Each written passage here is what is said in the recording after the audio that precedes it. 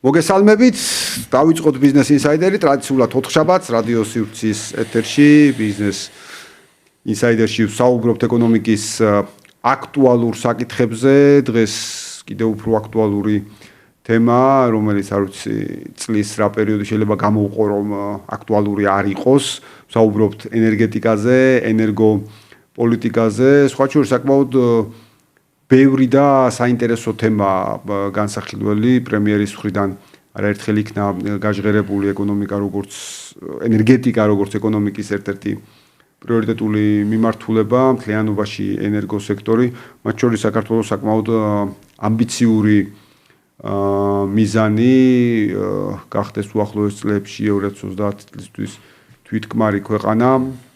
ამბიციური, მაგრამ რეალისტური მიზნებია, რომელსაც ბუნებრივია ჭირდება თანამდებობრივი რეფორმების განხორციელება, მეტი საინვესტიციო პოტენციალის გაჩენა, ასევე ცალკე აქტუალური საკითხია ბუნებრივია განახლებადი ენერგიის საკითხი, ზოგადად რა პოტენციალი აქვს ქვეყანას განახლებადი ენერგიის მიმართულებით.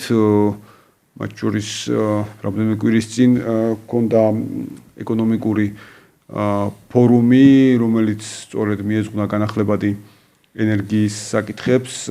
სემეგთან პარტნიორობით გაიმართა ეკონომიკური ფორუმი, რომელსაც მონაწილეობდა კერძო სახელმწიფო ანალიტიკური სექტორის წარმომადგენლები. ვჯეროვდით სწორედ ამ საკითხებზე.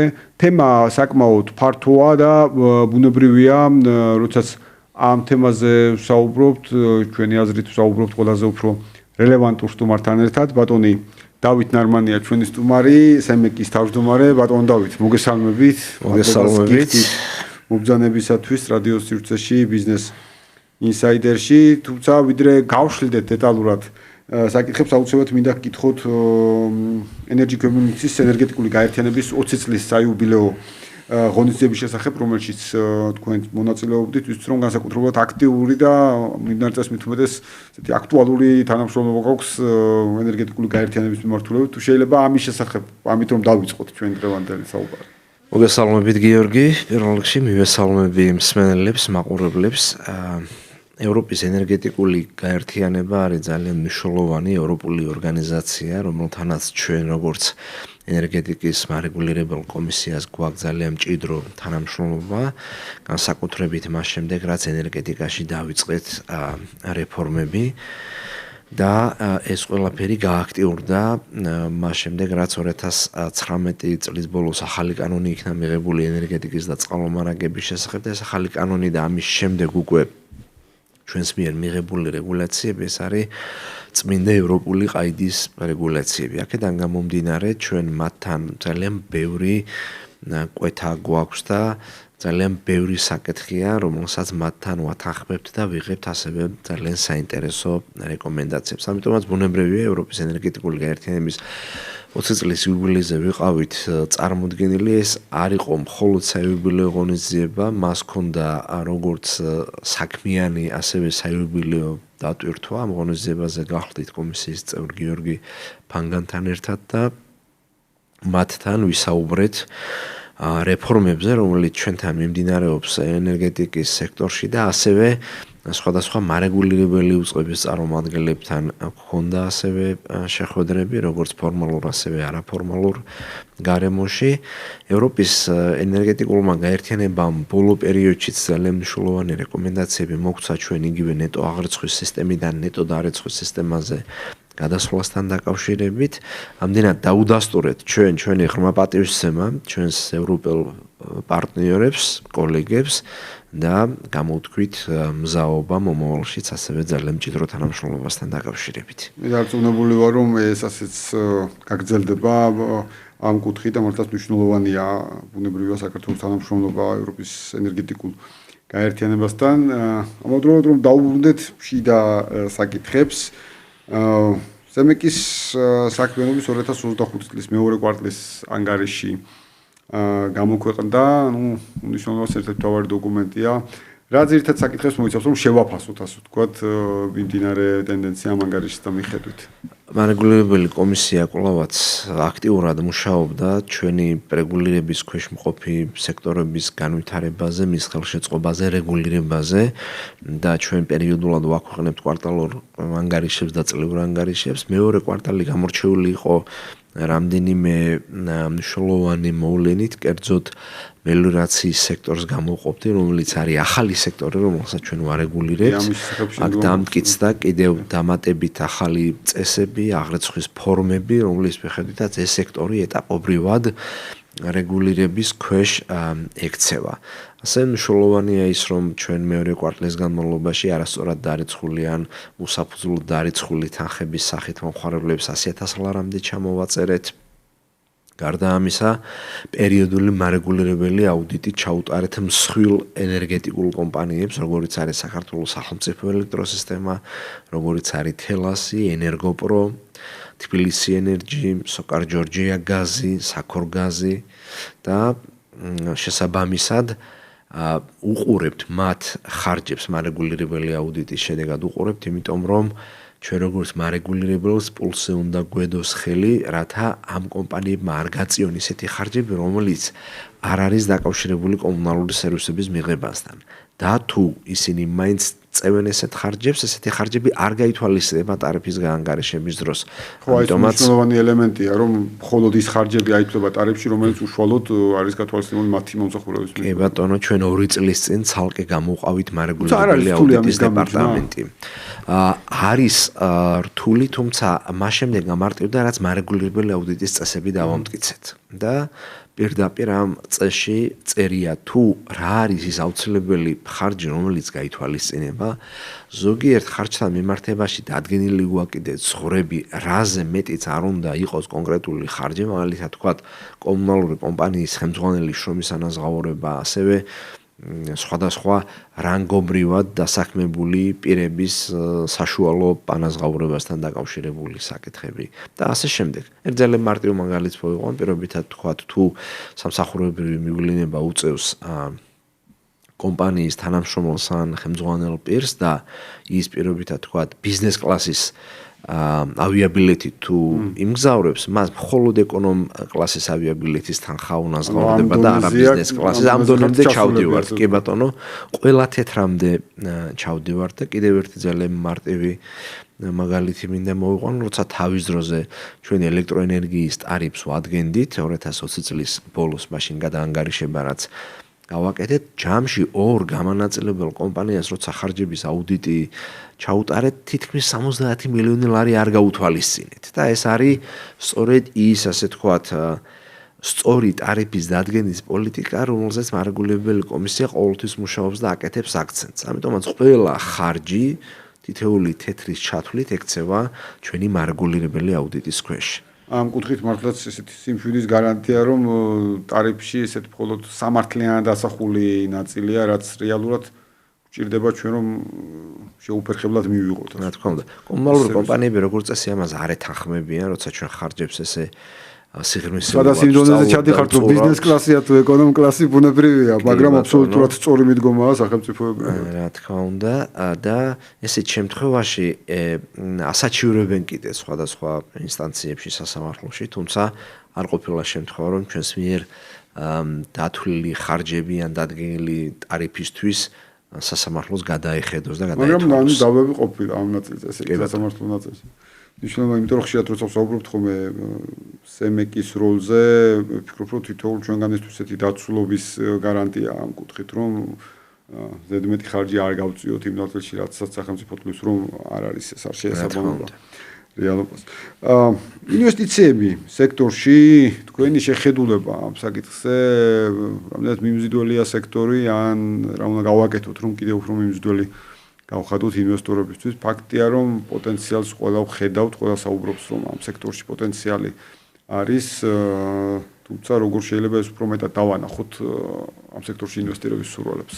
ენერგეტიკის სექტორში ინვესტირება ბოლო პერიოდში ძალიან აქტიურია და მე ამ საკითხს ორი მიმართულებით გავყოფდი. ერთი ეს არის რეგულირებად სექტორებში ინვესტირება და მეორე ეს არის დერეგულირებად სექტორებში ინვესტირება. რეგულირებადი ესეთი სექტორები, სადაც ჩვენ ვადგენთ ტარიფს, იგივე თქვათ, ელექტროენერგიის გადაცემის ტარიფი, განაწილების ტარიფი, იგივე ბუნებრივი გაზის გადაცემის ტარიფი, განაწილების ტარიფი, წყალმომარაგების სექტორშიც ასევე ანალოგიურად და ჩვენ გვაქვს ჩადებულ კაპიტალზე უკუგების ნორმა დადგენილი. ანუ ენერგეტიკულ კომპანიას რომ მოაქვს თქვათ ინვესტიცია იმისათვის რომ განავითაროს ქსელები, გამოცვალოს ტრანსფორმატორები, ქვესადგურები შეაკეთოს და ასე შემდეგ, ან წყალმომარაგების კომპანიას როცა მოაქვს ინვესტიცია იმისათვის რომ გამოცვალოს მოძველებული წყლის მიწოდების სისტემების, ატომის სადგურები და ასე შემდეგ, მათ იციან რომ ჩადებულ კაპიტალზე დაახლოებით 15%-მდე უკუგების ნორმა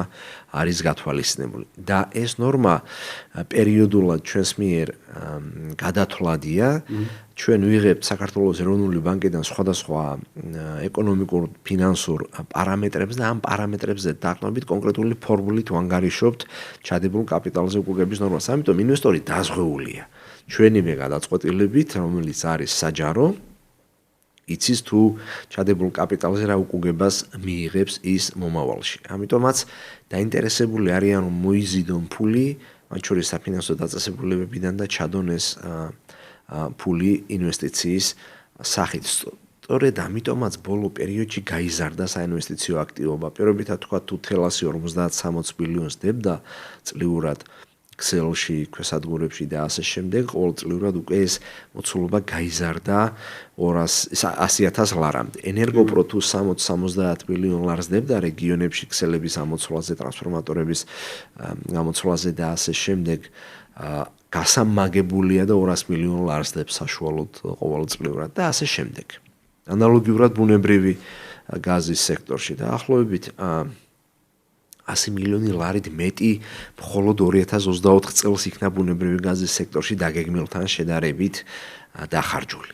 ეს ყველაფერი არის რეგულირებადი სექტორები. ანალოგიურად Georgia Water and Power, რომელიც საშუალოდ ხარჯავდა 50-60 მილიონ ლარს, ჩვენ 3 წლის გეგმა მათ 240 მილიონი ლარი დაუმტკიცეთ. ანუ აქაც გაზრდილია საინვესტიციო აქტივობა და იგივე 2024 წელს თითქმის 100 მილიონი ლარი დახარჯეს. ამაზე როგორ არის ხომ კომპანიების მხრიდან რეაქცია წინა შემთხვევაში ვთქვით რომ ხშირად დასაჩივრებენ ამ თემას. ამ შემთხვევაში ჩვენ წამახალისებელი მექანიზმი გვაქვს, ანუ მოაქვს მას წინასწარ საინვესტიციო გეგმა, ჩვენ თუ ამ პროექტებს მიზანშეწონილად ვთვლით, უმტკიცებთ ამ პროექტებს და ტარიფში წინასწარ ვითვალისწინებთ. ამიტომ ეს გარკვეული წამახალისებელი მექანიზმია. ხო, ამაში პრობლემას ვეღარ ხედავენ პირიქით. არა, რა თქმა უნდა. აქ დაზღვეულები არიან. რაც შეეხება მეორე ნაწილს, ანუ დერეგულირებად სექტორში ინვესტიციებს, ეს არის ძირითადად გენერაციის ობიექტებში ინვესტიციები, როგორც არის ჰიდროელექტროსადგურები, მზის სადგურები, ქარის სადგურები. ბოლო 2 წელია განსაკუთრებით აქ აქტივობა მაღალია, იმიტომ რომ ფასტაშორის ხოვების ახალი მექანიზმი, ანუ ხელშემწყობი მექანიზმი დაამტკიცა საქართველოს მთავრობამ და ძალიან ბევრი პროექტი მიიღო ეკონომიკის და მდგრადი განვითარების სამინისტრომ დაინტერესებული ინვესტორებისგან, ჩატარდა 2 აუქციონი, მეორე აუქციონის შედეგებზე დაყრდნობით კიდე დამატებით ახალი პროექტები შევიდა და იქნა ხელმოწერილი მემორანდუმი, რაღაცა ნაწილი ელოდება ამ პერიოდში ხელმოწერას და ასე შემდეგ და აქ ინვესტორების მზაობა არის იმისათვის რომ აშენდეს ახალი მცირე და საშუალო ჰესები, საშუალო და დიდი ქარის და მზის ობიექტები და ასე შემდეგ. და იგივე იყო რამდენიმე წელი ძალიან მნიშვნელოვანი ჩავარდნა ახალი ჰიდროობიექტი არ გახსნილა და არ შემატებია ჩვენს ენერგეტიკულ სისტემას. სულ ხოლმე 1 და 2 მეგავატიანი მცირე სადგურები რამდენიმე და მახსოვს 2 წელი, მაგალითად თქვა 22-23 წელი, როცა 6 და 7 მეგავატი წლიური ჰიდრო შევიდა მხოლოდ ექსპლუატაციაში, თუმცა 24 და 25 ამ თვალსაზრისით განსხვავებულია, იმიტომ რომ 2020 წელს ექსპლუატაციაში შევიდა ხობი 2 ჰესი, ჯამური დადგმული სიმძლავრით 55 მეგავატი და ახლა სულ ახლახან გავეცით ჩვენ ლიცენზია მტკვარი ჰესზე, სამცხე-ჯავახეთში, სადაც 50 მეგავატი დადგმული სიმძლავრის მტკვარი ჰესი შეემატა ჩვენს ენერგო სისტემას. ორივე კერძო კაპიტალის მონაწილეობით შექმნილია კერძო ინვესტიციების საფუძველზე აშენებული ჰიდროსადგურებია, რომელიც ჩვენს ასე თქვათ ენერგეტიკულ დეფიციტს, ელექტროენერგეტიკულ დეფიციტს შეავსებს გარკვეული თვალსაზრისით და შესაბამისად ძალიან მნიშვნელოვანი ინვესტიციები განხორციელდა ამ კუთხით და ეს საინვესტიციო აქტივობა გრძელდება და შემდგომ პერიოდშიც გაგრძელდება. უფრო მეტად წამოვა ახლა ქარის და მზის სადგურები, ვინაიდან ძალიან ბევრი პროექტია ჩაშვებული, ინიცირებული, ზოგიერთი მათგანი მშენებლობის სტადიაზეა კიდეც და მალე ვიხილავთ მათ ექსპლუატაციაში.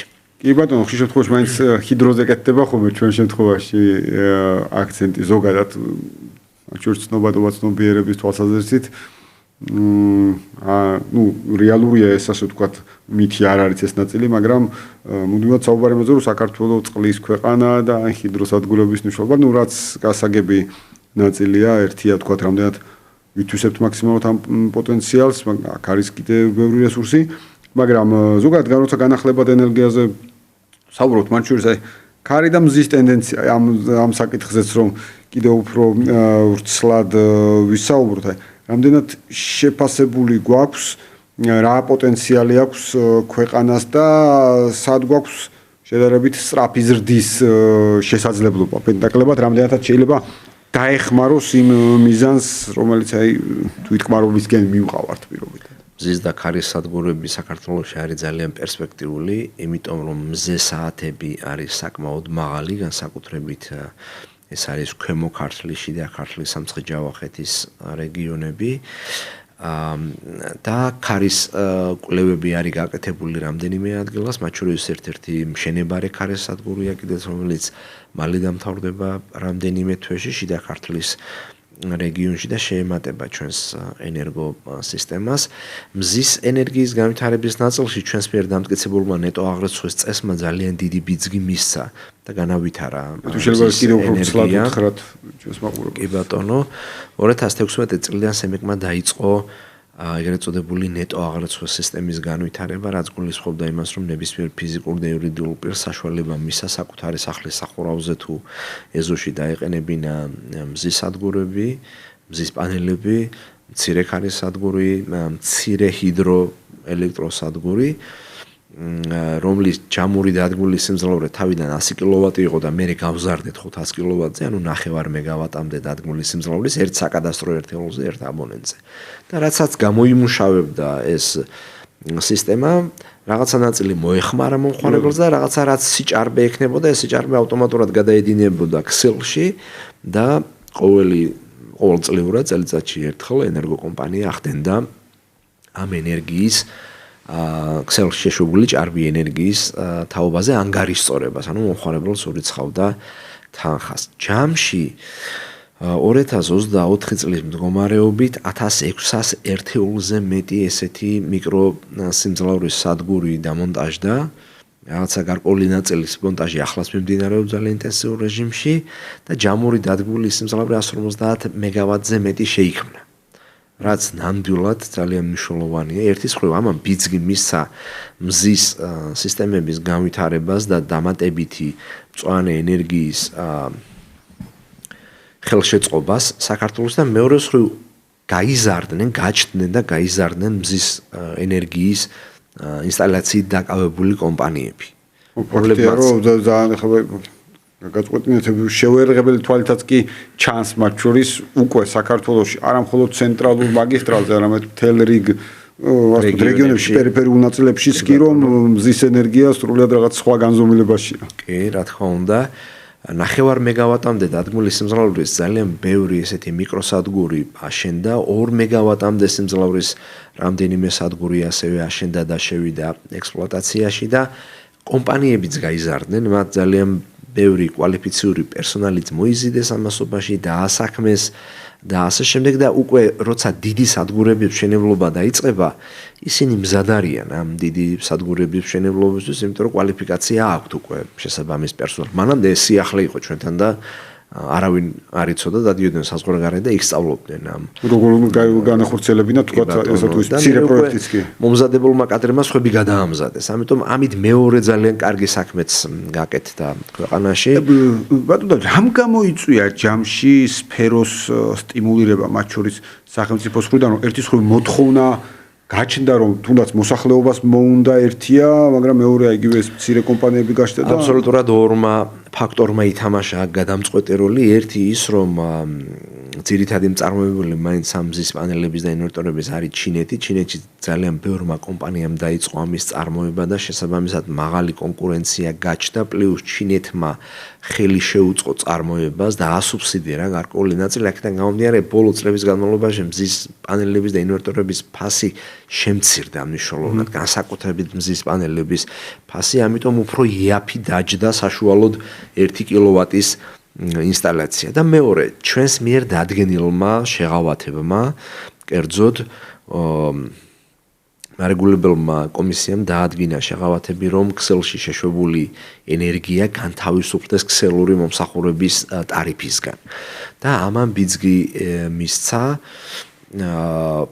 კომპანიებს და ფიზიკურ პირებს, რომ უფრო მეტი აეშენებინათ, ვინაიდან გარკვეული სატარიფო შეღავათიც იყო დადგენილი. და გარანტირებულად გაყიდვის ნაწილიც რაც შეეხება გარანტირებულად გაყიდვის ნაწილს, ეს თავისთავად ავტომატურად არის ქსელში ჭარბად შეშვებული ენერგიას, ერთის მხრივ რეგიონში თუ არის ენერგოპროყიდულობს, თბილისში თუ არის თელასი ყიდულობს, ნუ მე უკვე როცა მოხდა ამ კომპანიების გაყოფა, იქით ენერგოპრო მიწოდება ყიდულობს, აქ თელმიკო ყიდულობს და შესაბამისად ეს მექანიზმი დადგენილია და ანგარიშწორების მექანიზმის დადგენილია და ჩვენ ვადგენთ როგორც მარეგულირებელი კომისია ამ ჭარბად ქსელში შეშვებული ენერგიის ტარიფს. ეს არის საშუალო ენერგიის კალათის ღირებულება, ანუ პირობითად თქვა თელმიკომ საშუალოდ რა ფასადაც იყიდა დენი მოსახლეობისთვის მისაწოდებლად, ან უნივერსალური მომსახურების ტარიფს ვეძახით ჩვენ ამას, იგივე თანხას უნაზღაურებს ის ჭარბი ენერგიის მიმწოდებელ ფიზიკურ თუ იურიდიულ პირებს. კი, აი ამ ტენდენციით და ტემპით იგივე თქვენ აღნიშნეთ ჰიდროს ნაწილში გააქტიურება, ამ ნაწილზე კარზე მზის ენერგიაზე ვსაუბრობთ. ამბიციური მიზანი 2030 წლის ენერგოდამოუკიდებლობის ნაწილი. რამდენად შევძლებთ ამ მიზნისკენ წასვლას, მათ შორის საუბარი გარკვეული ტიპის საცავების შექმნაზე თუ დროის გარკვეულ პერიოდში იქნა აზიის განვითარების ბანკის ერთ-ერთი ბოლო პროექტი იყო ამასთან დაკავშირებით. აი როგორ ხედავთ ამ ტენდენციისკენ სვლას, ასე ვთქვათ? მე ამ გეგმას უფრო რეალისტურ გეგმას დავარქვევდი და არა ამბიციურს. ამბიციურია, როცა რაღაცა ძალიან მაღალი სიმაღლეა და გინდა შეახტე და არიც შეახტები თუ არა. და რეალურია, როცა ნორმალური სიმაღლეა და 100% დარწმუნებული ხარ, რომ ამას გადაახტები. და ზუსტად ესეა, ანუ 2030 წლამდე ჩვენ თავისუფლად შევძლებთ ამ ხელშეწყობის მექანიზმებით და რაც არის ჩაშვებული ამ პროექტებით, რომ ვიყოთ ენერგეტიკულად თვითკმარი, ანუ ჩვენთან ენერგიაზე არსებული მოთხოვნა, ჭარბი მოთხოვნა, უბრალოდ მზარდი მოთხოვნა დავაკმაყოფილოთ და მეორე მხრივ გაჩნდეს ჭარბი ენერგია საექსპორტოდ. ვინაიდან ჩვენი ქვეყნის ეკონომიკა წლიდან წლამდე იზრდება, ეკონომიკური ზრდის ადეკვატურად ელექტროენერგიაზე მოთხოვნის იზრდება ერთთან ახლოს ორნიშნასთან მთელი ეს წლები, რაც ძალიან მაღალი ტემპია და გამოწვევა გარკვეულწილად ენერგეტიკისთვის, რომ აი აქ საბამისობაში ნამდვილად გამოწვევა, იმიტომ რომ ხანდახან ჩვენამდე მოდის ისეთი მსხვილი მიერთებები, როცა ენერგოკომპანიები ვერ უზრუნველყოფენ არსებული ტრანსფორმატორებით, ქვესადგურებით და ასე შემდეგ და საჭიროა გაძლიერება და ამ საინვესტიციო პროექტების შეთანხმება ხდება საჭირო გარკვეულ ასე თქვა დამატებით დროს ითხოვენ. ანუ წარმოებების და ახალი ობიექტების გაჩენა ძალიან სწრაფ რეჟიმში მიმდინარეობს და ამას ენერგია თუ არ მიყვა და მეტიც თუ არ გაუსწრო, ესეთ შემთხვევაში ეკონომიკური განვითარება შეიძლება შეფერხდეს. სწორედ ამიტომაც ენერგეტიკის განვითარების ხელშეწყობა იყო და არის საშუალო საქმე იმისათვის, რომ მზარდი ეკონომიკური მოთხოვნა დავაკმაყოფილოთ. მეორე მხრივ ცხოვრების დონის გაუმჯობესება იწვევს იმას, რომ სხვადასხვა საოჯახო მეურნეობებში უფრო მეტი ახალი საოჯახო ტექნიკა ჩნდება, რასაც მეტი ენერგია ჭირდება, მეტი ელექტრომობილი გაჩნდა. ამ ტენდენციასაც ხედავთ, მათ შორის სახელმწიფო განთავსებულია, ვითარდება ხომ, იგივე თქვათ დატენეს სადგურებია თუ აი თბილისის მერიის ახალი ინიციატივა ახლა, რომელსაც ჩვენ თელასთან ერთად ვიხილავთ დედაქალაქში სხვადასხვა ადგილებში დამტენი მოწყობილობების ინსტალაციასთან და თელასის ქსელზე დაერთებასთან დაკავშირებით. ეს განაპირობა იმან, რომ ელექტრომობილებზე მოთხოვნა გაიზარდა. ელექტრომობილები ელექტროენერგიაზე მოთხოვნა აზრდის ქვეყანაში.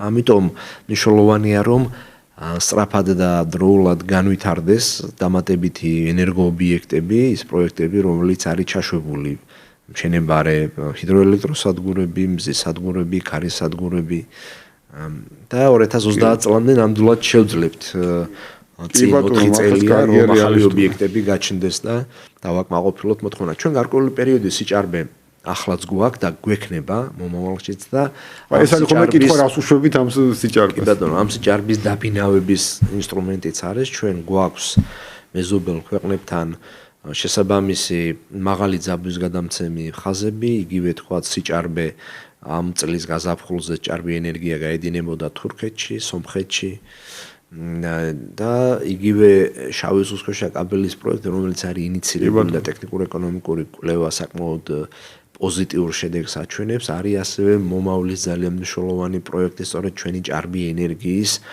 ევროპაში გასატანად. სულ რამდენიმე დღის წინ მე მქონდა ჩართვა ჩვენს რუმინელ კოლეგებთან, იმისაც რომ გამგზავნი ქვეყნის და მიმღები ქვეყნის მარეგულირებლებმა ვითანამშრომლოთ და მოვამზადოთ ის რეგულაციები, რომელიც ორივე მხარეს დაგვჭირდება, რათა სწორად საქართველოს რუმინეთი ამ შემთხვევაში პროცესი კი ბატონო, საქართველოს და რუმინეთი როგორც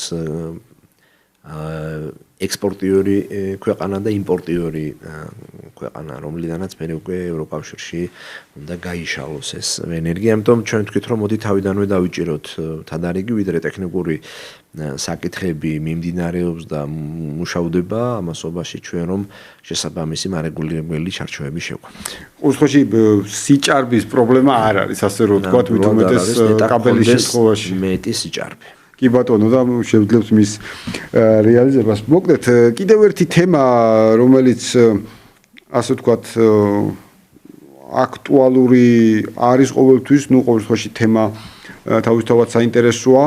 რა რეალობაში ვართ ენერგეტიკულ ბირჟასთან დაკავშირებით, რომელიც მნიშვნელოვანი კომპონენტია გარკვეულწილად ამ ნაწილში. ენერგეტიკული ბირჟა ერთი წლის წინ გაეშვა ნებაყოფლობით რეჟიმში და 2024 წელს ჯამში 21 კომპანია იყო დარეგისტრირებული, მყიდველები და გამყიდველები და ვაჭრობდნენ გარკვეული პერიოდულობით. ამას 2025 წელს კიდე 3 კომპანია დაემატა, ანუ ახლა უკვე 24 კომპანია რეგისტრირებული, 2024 წელს ჯამში 17000 მეგავატზე მეტი იქნა ნავაჭრი ბირჟაზე, 2025 წელს თითქმის 7ჯერ გაიზარდა უკვე ამ პერიოდის ჩათვლით ნავაჭრის მოცულობამ და 117 მეგავატზე 17000 მეგავატზე მეტია უკვე ნავაჭრი ენერგიის მოცულობა.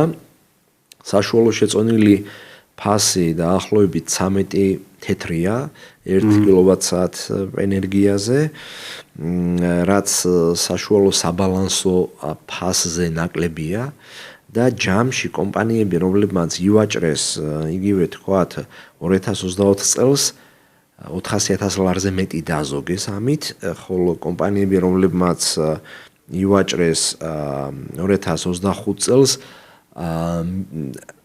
რამდენიმე მილიონი ლარი დაზოგეს. რას ნიშნავს ეს დაზოგეს? დღეს ჩვენ გვაქვს დადგენილი ჩვენს მიერ ტარიფები, ანუ სემეკის მიერ დადგენილი ტარიფები, ბირჟაზე არის მოთხოვნა მიწოდების საფუძველზე დადგენილი ტარიფი. მათ რო ჩვენი ტარიფით ან საბალანსო ენერგიის ღირებულებით ეყიდათ ელექტროენერგია რამდენს გადაიხდიდნენ და ბირჟაზე რამდენი გადაიხადეს. მათ შორის სხვაობა ეს არის სწორედ სტანდარტულად ბირჟის ფუნქცია მუშაობს. აი 2025 წლის 1 იანვრიდან 22 ივლისის ჩათვლით 3.5 მილიონი ლარი დაზოგეს. ანუ ჯამში უკვე ერთი წლის განმავლობაში 4 მილიონი ლარის დანაზოგი აქვს იმ კომპანიებს, რომელსაც ივაჭრეს კი ბატონო ბირჟაზე. კი ბატონო, ამიტომ მიმზიდველობა მოკლედ ბირჟას აქვს ამ კუთხით, ისე როგორც პერსპექტივის ნაწილში. მთავრობამ გადაავადა ბირჟის სავალდებულო გახსნა 2 წლით, თუმცა გარკვეულ რისკებს ხედავდა და ეს იყო საფუძველი გადაავადებისა. მე ვფიქრობ, რომ აწი უკვე დროა რომ გაიხსნას ბირჟა, როცა გავა ეს 2 წელი და შესაბამისი წინამოსამზადებელი პერიოდი. მანამდე მე დარწმუნებული ვარ, რომ ეს ნებაყოფლობითი ვაჭრობა გაიზრდება, იმიტომ რომ კომპანიებმა უკვე ნახეს ამის გემო და ძალიან მარტივად დათვლადია ის ციფრები ეკონომიის, რაც მათ ნახეს, აქედან გამომდინარე დარწმუნებული ვარ, რომ სულ უფრო და უფრო მეტი კომპანია ჩაერთვება, როგორც მყიდველების მხარე, ასევე გამყიდველების მხარე და ბაზრის ლიკვიდობა, როგორც ამას ეკონომისტები ვამბობთ, უფრო მეტად გაიზრდება.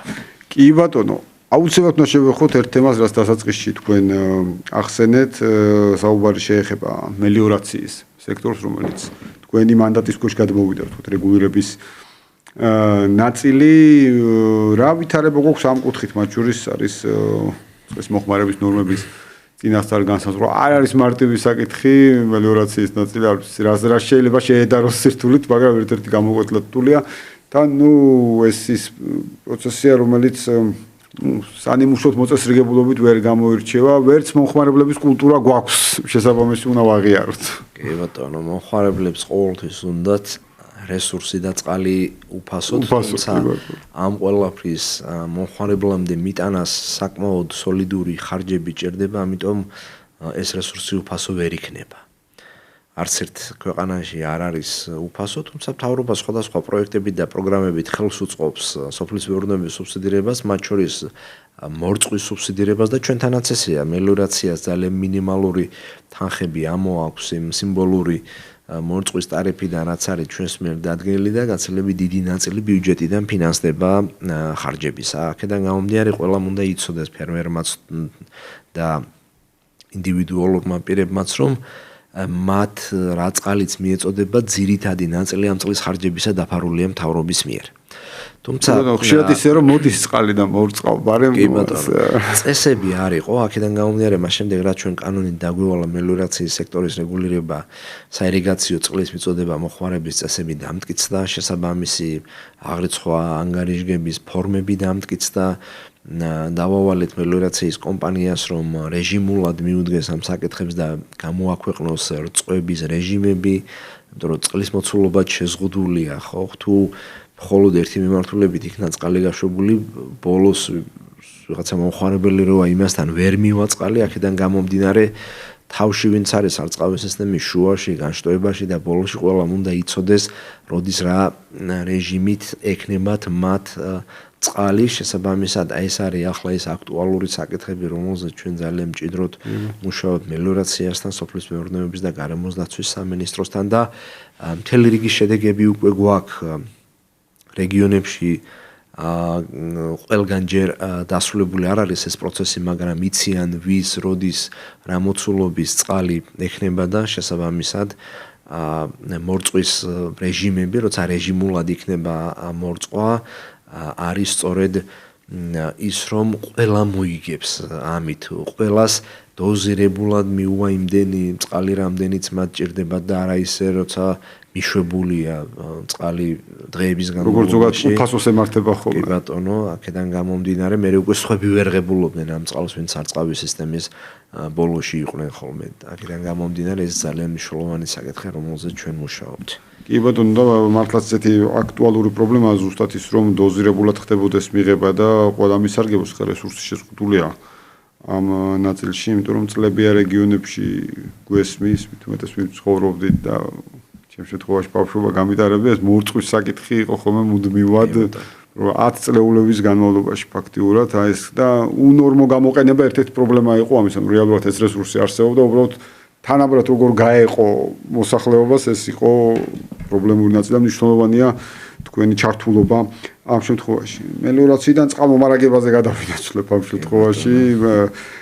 იყო გარკვეული გეგმები წყალმომარაგების ამ შემთხვევაში გამონაწილებელი კომპანიებთან დაკავშირებით, რამდენად სრულდება ეს ნაწილი თავის საინვესტიციო მაჩვენებლით, ჩვენ ბუნებრივად გარკვეულად ვისაუბრეთ კიდეც და ხედავთ ასევე კომპანიების აქტივობასაც, მაგრამ მაინც ესეც არის ის თემა, რომელიც კლად ისე ბოლომდე ვერ არის როგორც ელექტროენერგია ან ბუნებრივი აირის შემთხვევაში. კი ბატონო, ორ მსხვილ კომპანიას გამოვყოფ ამ შემთხვევაში, ეს არის თბილისი, რუსთავი, მცხეთა, ჯორჯია Water and Power და რეგიონების ძალიან დიდი ნაწილი გაერთიანებული წყალმომარაგების კომპანია.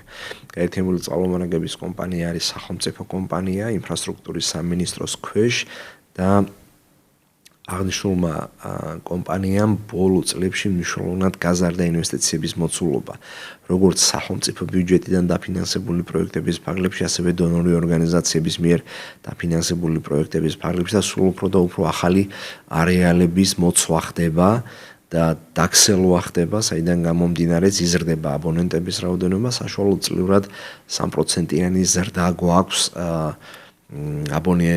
ახალი აბონენტებისა და ახალი მომხმარებლებისა, რომლებიც ერთდებიან წყალმომარაგების სისტემაზე. რაც შეეხება კერძო ინვესტორს, კომპანია Aqualias, რომელიც ახლა უკვე 100%-ით ფლობს Georgian Water and Powers, მან როგორც ვისაუბრე გაზარდა საინვესტიციო პროექტები თბილისში, მცხეთაში და რუსთავში იმისათვის, რომ ავარიები და ინციდენტები რაც არის, ეს ავარიები შემცირდეს. ჩვენ ამას ყოველწლიურად უყურებთ თუ როგორია ავარიები, რა არის ავარიის გამომწვევი მიზეზები და ჩავდივართ ბოლომდე ამ ასე ვთქვათ პრობლემებისა.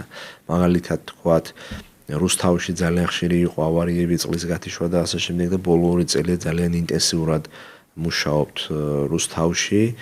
მერია გვეუბნება ცხელწერტილებს, მერია ასე ვთქვათ, მწვავე დააყენებს იმ პრობლემებს, რომელიც არის და ჩვენ შესაბამისად ვავალებთ კომპანიას ცალკე ამ პრობლემების მოგვარებას, მათ შორის სათავე ნაგებობებიდან დაწყებული ბოლო მომხმარებლამდე წყლის მიწოდების სისტემით. ჯერ კიდევ საკმაოდ დიდი ინვესტიცია ჭირდება როგორც თბილისს, ასევე რუსთავს და მცხეთას, თუმცა კომპანია მზად არის, რომ ყოველწლიურად გაზრდილი საინვესტიციო მოცულობა განახორციელოს და შესაბამისად განავითაროს ქსელი, გამოცვალოს მოძველებული ინფრასტრუქტურა, სატომბი, სადგურები და ასე შემდეგ და ამით უფრო კმაყოფილი გვყავდეს მომხმარებელი.